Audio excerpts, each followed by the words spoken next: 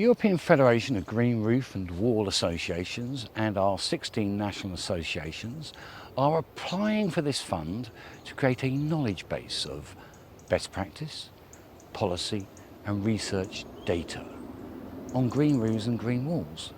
For our industry delivers a range of benefits, whether it be cooling of cities, buildings and streets, whether it be ameliorating stormwater, combining solar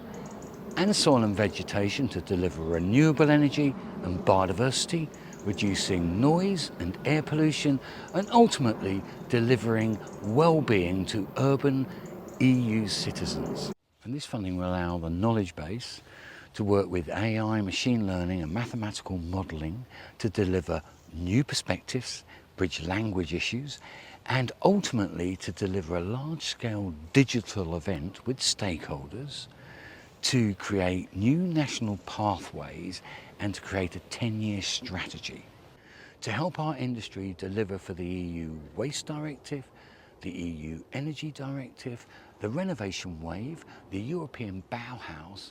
and also the new Nature Positive Law.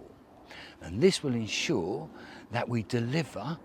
for climate change adaptation, people and wildlife across urban areas in Europe.